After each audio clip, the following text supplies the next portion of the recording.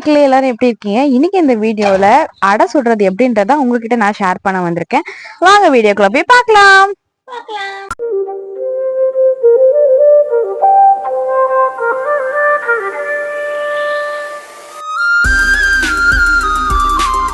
வந்து பாத்தீங்கன்னா நம்ம அரிசி ஊற வச்சுக்கணும். நார்மலா நம்ம மாவுக்கு எவ்வளவு நேரம் ஊற வச்சிருப்போம், 4 to 5 hours வச்சுப்போம்ல, அதே மாதிரி அரிசி ஊற வச்சுக்கோங்க. அந்த சைட்ல வந்து பாத்தீங்கன்னா கடலை பருப்பு இருக்கு இல்லையா, அது ஒரு 1 to 2 hours மட்டும் ஊற வச்சா போதும். நீங்க ஊற வைக்க மறந்துட்டீங்க, 1/2 hour தான் டைம் இருக்கு அப்படின்ற பட்சத்துல நீங்க சுடுதண்ணி ஊற வச்சீங்கன்னா ரொம்ப சீக்கிரமாவே ஊறிடும்.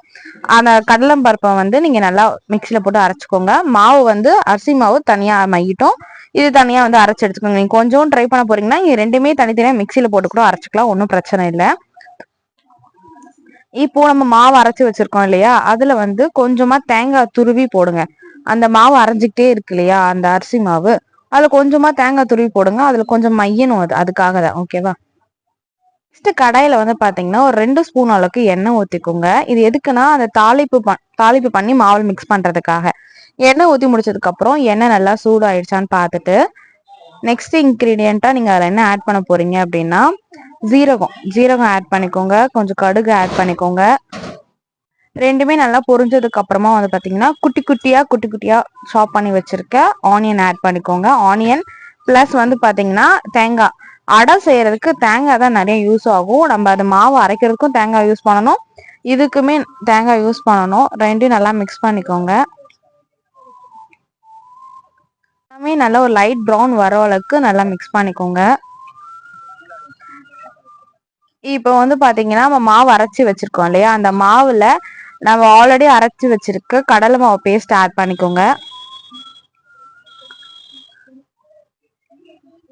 இப்போ ஒரு மசாலா பேஸ்ட் வந்து ஆட் பண்ண போறோம். இது ஒன்றும் இல்லை, காஞ்ச மிளகா, பெருஞ்சீரகம் இதெல்லாம் வச்சு அரைச்ச ஒரு மசாலா தான், அதையும் ஆட் பண்ணிக்கிறோம்.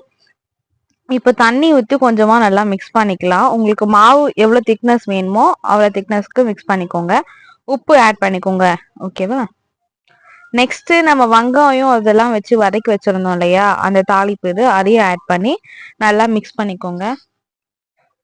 கொஞ்சமா வந்து பெருங்காயத்தூள் ஆட் பண்ணிக்கோங்க. ஏன்னா நம்ம கடலைப்பருப்பு ஆட் பண்ணியிருக்கோன்றதுனால கொஞ்சமா பெருங்காயத்தூள் மட்டும் ஆட் பண்ணிட்டு நல்லா மிக்ஸ் பண்ணிக்கோங்க. நல்லா எல்லாமே வந்து மிக்ஸ் ஆகணும்.